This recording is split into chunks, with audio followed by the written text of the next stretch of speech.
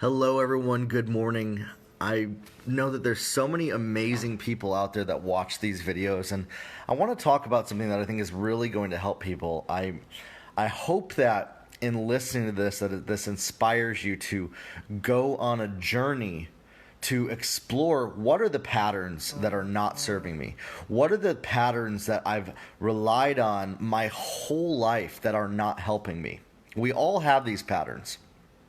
We have to look at what are our good reasons for those patterns. We have to realize that our negative patterns based on, past experiences, things that have been instilled in us over time from childhood, those patterns, those things that we don't like, that we, up here we know this isn't helping me, this isn't serving me, this is hurting me, whether it be self-critical, negative to ourselves, beating ourselves up over things, or getting into relationships that are unhealthy. Any of those types of things, there's patterns that we can usually point to. There's generally an experience that taught us that, but we have good reasons why we repeat those patterns. Many times in motivational speaking or teaching, we don't ever explore what are those good reasons. What are those good reasons that we believe that we can't change? What are those good reasons why we believe that pattern has to stay the way that it's always been?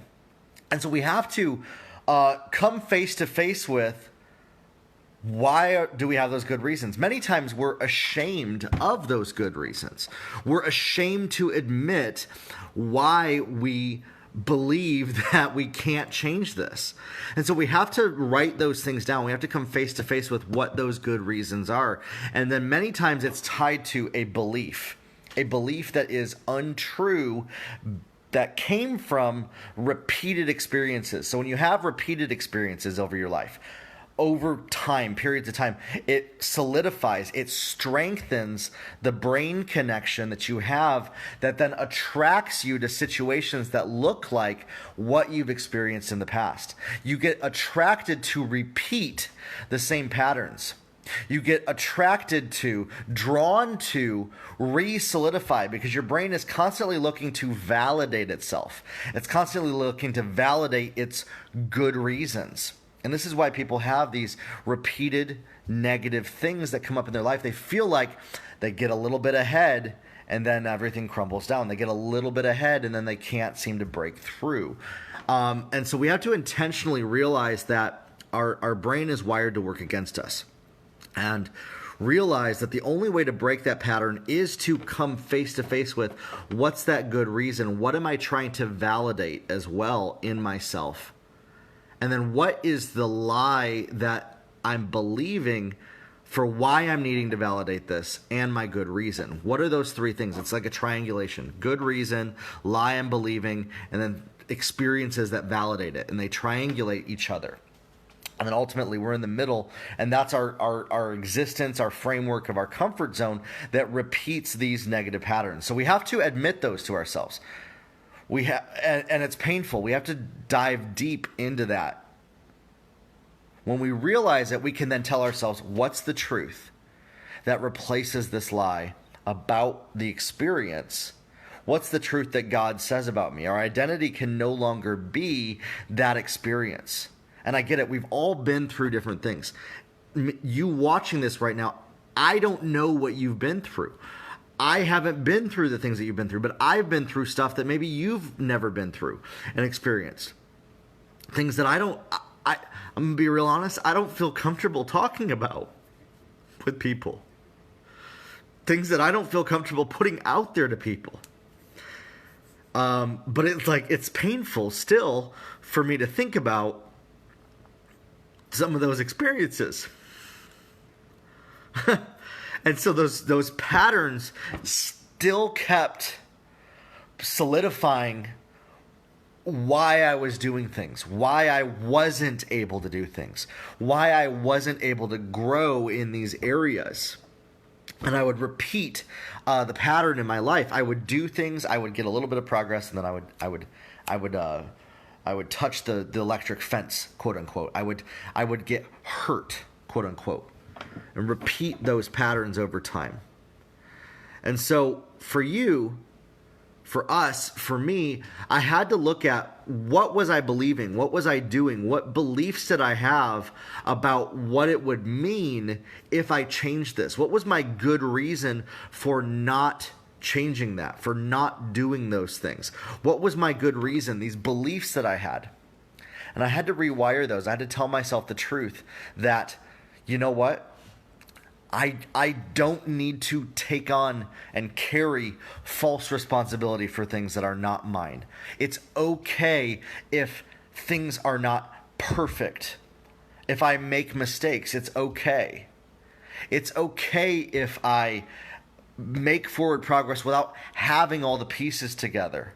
It's okay if I speak up and say things, and maybe even say things that make people feel uncomfortable, if I come from a place of love and understanding. It's okay to listen to and understand people, even if I don't agree with what they're saying. These are all little things, little patterns that I was having a hard time, but then I'm like, okay, I have a goal to lead people. I have a goal to impact people. But I had a framework that was literally subconsciously keeping me from doing the very things that were going to help me in my goals. And so these frameworks kept these negative loops going, these negative reinforcements. It was reinforcing, that's the word I was looking for, reinforcing the belief that was harming me, that was hurting me. And that's the thing that we all do. We all reinforce those beliefs. We reinforce those negative patterns from our experiences. When something looks or feels like that old experience, we reinforce, oh, yep, it's the same old, as I've always experienced. And so we have to be intentional to look at, what are those beliefs that I'm believing? What are those lies that I'm believing? What are those negative patterns? Come face to face with those and replace those lies. It's generally, there's always a lie. There's always a lie tied to that negative pattern. And it's usually hard to find. So that's because there's so many good reasons, right? Your good reasons usually have like 10% of a lie and 90% or even 1% of a lie and 99% of good. So that's why we're like, this is a good reason. But that 1% of the lie infects that 99% of good and throws the whole thing off. That's generally what it is. That's why, because it's such a good reason that we're like, man, that 99% of the good is worth the 1% of the poison that I'm ingesting with this lie. And so that's why we don't replace the lie, because we're like, oh man, I'm going to have 80% good if I replace that lie. Generally, that's usually our good reason. We have beliefs upon beliefs upon beliefs that are stacking. And so they validate themselves. They reinforce themselves. We have to look at what's that lie. We have to have the courage to take the risk to do something differently than we've been doing every single day in our life. We have to have the courage to understand ourselves, to look inside of ourselves, to do the most loving thing for ourselves in that moment in time, to listen to, what am I telling myself? How am I talking to myself? And have the courage to change those patterns. Have the courage to replace the lie with the truth, even if there's risk in that. Even if we're worried about how I might lose 10 to 20% of that good reason, that good. But in the end, it's always it kind of like comes together. It'll start to come together. When we replace that lie, it starts to fall into place and come together. And instead of having 99%, we have forward progress. We have forward momentum. We're not staying stuck in a loop of what's been our comfort zone. And this is how you break negative patterns, is intentionally looking at those things, intentionally looking, what are those experiences? What ultimately, it's always a little lie that we're believing. And many times that lie, it totally goes against what God says about us. It totally goes against what the truth is about what God says about our identity. And so we have to break those patterns. We have to say, God, what is the truth about my life, my situation, about this lie that I'm believing? What is the truth that you're saying about my fears, my worries, these experiences? What is the truth about what's possible, about my destiny? And we don't need to have it all together. We don't need to see how it's all going to work out. What's the truth about me trusting you, God? That's another question we need to ask ourselves. When we do this, we can start to see progress. We can start to see those old patterns breaking off. They're not generally all going to break off at once. They can. I've experienced that where they do as well. They break off all at once. And then what happens, this is also another thing. You'll break off a couple of them, and then new ones will come up. And you're like, oh man, you know what? I should have known. I should have known. It wasn't going to work out for me. And then that reinforces that old belief again right there. See what I'm saying? So part of the process is that when we dig stuff up, new stuff comes up. We have to replace the lies with the truth and keep being intentional in the process. This is why you can't skip steps in the process. That's why you can't skip steps along the way. When we try to skip steps and skip past replacing the lies with the truth, we end up putting more lies in our path, and it ends up reinforcing those lies again and again and again. Listen, you don't need to have everything perfect. You don't, to be safe and secure. I understand a lot of us, myself included, we grew up experiencing harsh environments that unless everything was perfect, we weren't loved. We didn't feel loved. We didn't feel accepted. We didn't feel like it was okay to be ourselves, to make mistakes, to mess up. And that perfection was the only option. It's okay. You have permission today to step out, to take a risk, to do it imperfect, to do it incomplete, to do it without having all the pieces together, and to start the forward momentum going forward in your life towards your goals. It's okay to start this process of looking at what are the patterns without knowing all the pieces or how it's all going to work out. It's okay. But when we take that risk, we do have to intentionally take one step forward. Nobody's going to take that step for you. Nobody's going to even validate you or give you permission to do that the way that we want, right? So if you're watching this right now, I give you permission to go take that step forward. I tried this perfect thing the other day, missed out a couple bits, but it was okay. Perfect. See? The only perfect thing is when we allow imperfection to happen. It's so funny. It's so counterintuitive. The mistake that we make, the biggest mistake we can make, the biggest imperfection, this is what I've had to tell myself, right? The biggest imperfection I can make is trying to do everything perfect, trying to not make mistakes.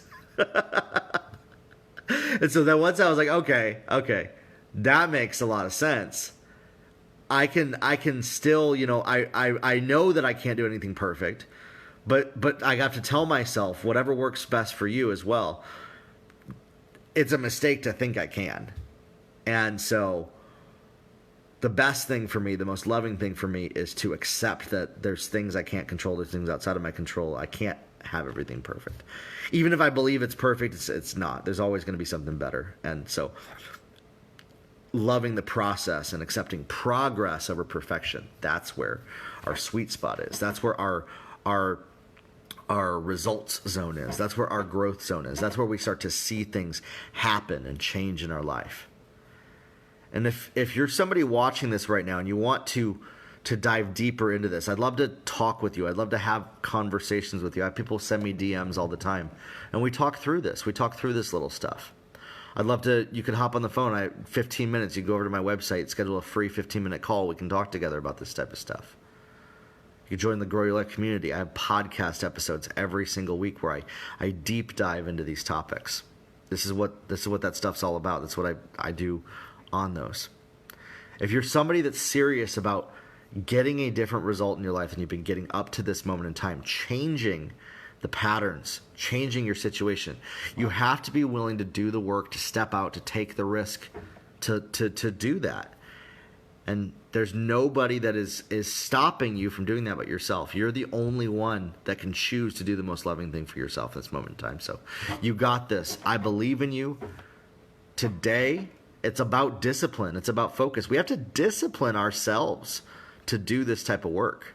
It's intentional, but it's always worth it in the end. It really is. It's not, and it's not brash. It's not condescending. It's not critical. It's loving. When we step into that condescending, critical, self-defeating, self-beating up place, we've actually missed doing the loving thing.